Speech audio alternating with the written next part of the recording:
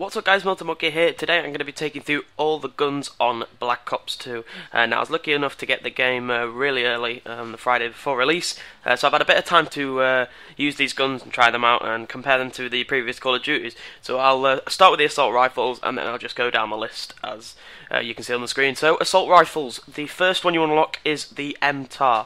Now if you remember from Modern Warfare 2 there was the TAR-21. This is pretty much the same weapon, it performs the same way, it's got minimal recoil, but a slightly slower rate of fire than some of the other assault rifles. It's a very accurate weapon. If you're using it for a long range search and destroy match, it's probably going to be the better weapon to use out of the assault rifles. But it is one of the early unlocks, which is quite a nice thing to do. So if you can get a red dot sight or a nice attachment sight on it early on, you can pretty much do well from there. But you do unlock a better gun very soon after that, and that is the Type 25. Now I'm trying to think what to compare this to. It's like an automatic FAMAS. That's what it feels like. It's got very, very little recoil and a high rate of fire, and it is very easy to control. Put a red dot sight on it and it's going to be very easy to control, and it is probably the best assault rifle I have used so far. I can't think of an actual weapon to compare it to. Maybe the FAMAS from the previous Black Ops, but it just doesn't feel the same. It feels more of a FAMAS from Modern Warfare 2, but automatic. Now we have the SWAT 556, and I can't think of a gun to compare it to really. It feels like an M16, and I think that's probably what it's meant to be. It's not meant to be an M16, but you know what, it's meant to compare to the M16.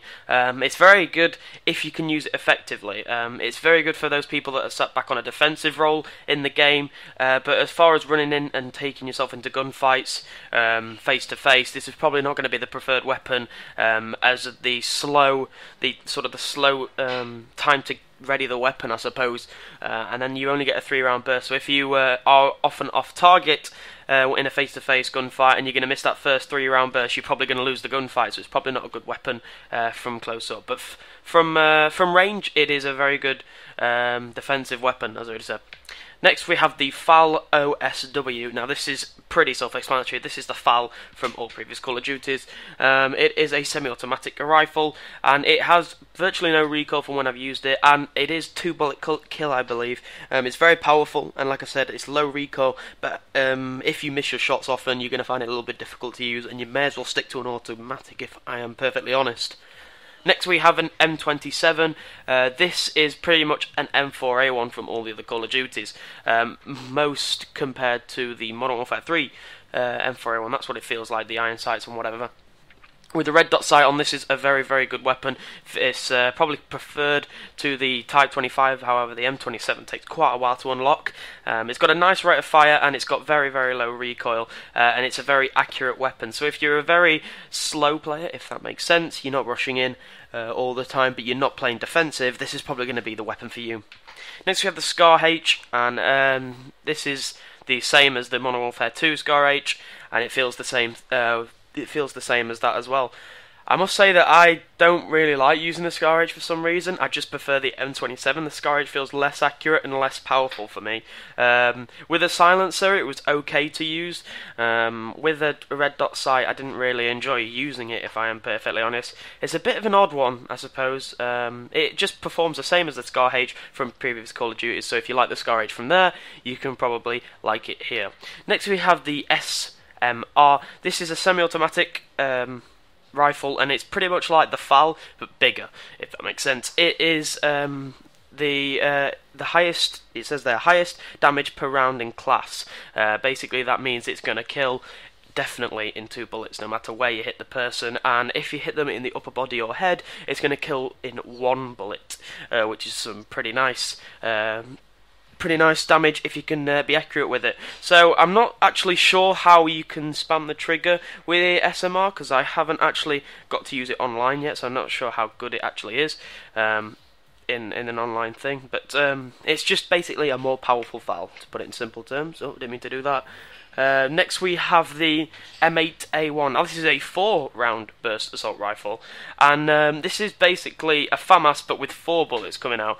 Now if you remember the FAMAS from previous Call of Duties, well especially Modern Warfare 2, not the previous Black Ops because that was fully automatic obviously, it had a 3-round burst barrel, if that. Yeah, is that the right word? I'm going to guess it. And this time it's got 4, and you can actually fire the bursts quicker, so you can pretty much make it automatic, nearly, which is pretty good. And this is a very, very high-powered weapon as well. It is very, very good to use on Search and Destroy, I've found so far.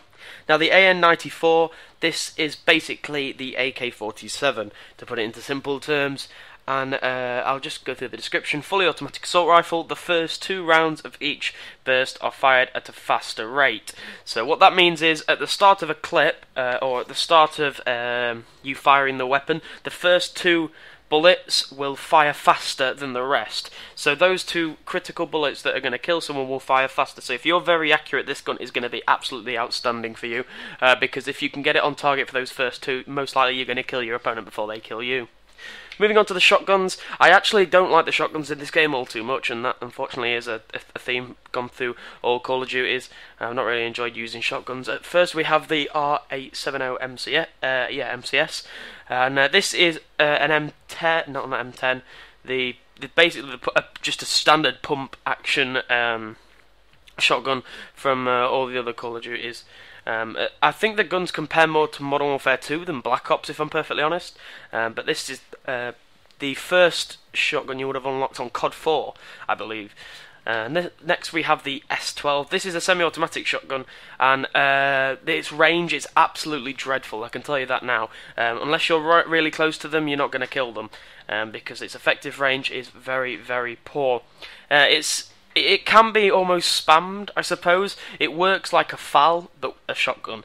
But as soon as you get out of that range area of this weapon, you're not going to do too well with it. Next we have the KSG. It kind of looks like a railgun, and it is a huge shotgun. It will kill in 1 bullet if you do actually land the bullet in one of the critical areas. So that's upper body and chest, upper body, chest, and head. There we go. I was looking for the part of the body in my mind, but unless you kill them in your first bullet, you're probably going to lose the gunfight, because it takes so long to get the next shell into the barrel that it's going to take a long time that you're probably going to get killed in. Next we have the M1216. And this is a fully automatic shotgun. It is very, very good, I must say. It feels like the AA-12, I suppose, but it doesn't, if that makes sense. It's compared to the AA-12 really easily, but I think it just feels like a whole new weapon. I haven't used something like this in the previous Call of Duties. So that's going to be part 1 of this gun walkthrough of Black Ops 2. If you enjoyed this episode, please drop a like. I would really appreciate it. And if you're not already subscribed to my channel, you can hit that subscription button right now, and I believe there'll be an annotation on the screen and a link in the description to part 2. Thank you very much for watching. I'll see you guys later. Bye bye.